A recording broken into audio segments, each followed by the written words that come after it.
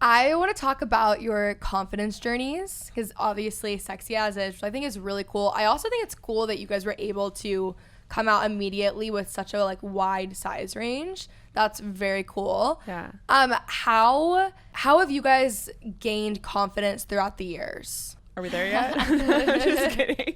Honestly, we both have had a huge self-confidence and self-love journey. Our slogan, our motto is sexy as is, because there's a difference between if you have an event coming up and you just want to feel your best so you work out for that, or versus, you know, you have a bikini shoot and you are trying to change your body type. And I think I've fallen into that toxic world of not just feeling good enough at all. And then you look back and you realize I've wasted all my life not feeling good enough. When am I actually just going to accept my body? You know, when am I just gonna say, you know what, screw you if my standards aren't not standards. What it really took for me was my personal own fitness journey. I went in to get healthy. I ended up going down to like 12% body fat, which is body competition level of fat percentage.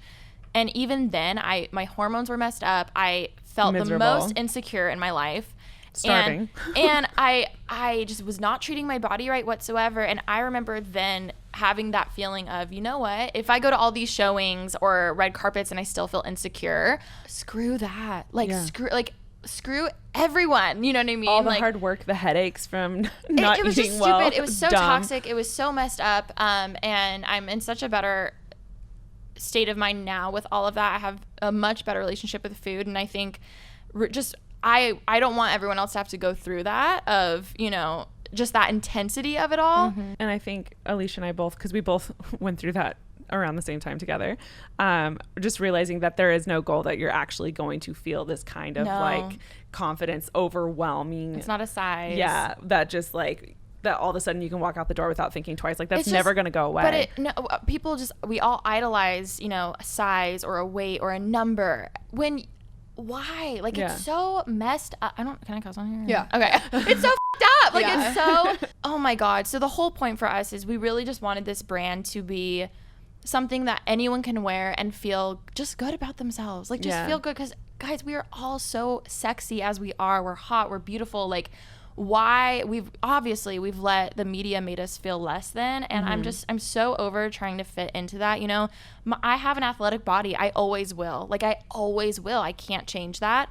For years I wanted to change that, and it's so toxic, and it really honestly is so frustrating. And it was a no-brainer for us to come out with plus sizes right away, because again, we got to practice what we preach, you know. We can't say everyone's beautiful and not, you know, come out with other sizes. And and full circle, coming out of Patrick's meeting, one of the things he said was like, what do you want your brand to be? Like, what do you want it to stand for? What's the messaging behind it? That obviously was it. The sexy as is was the messaging behind Parallel.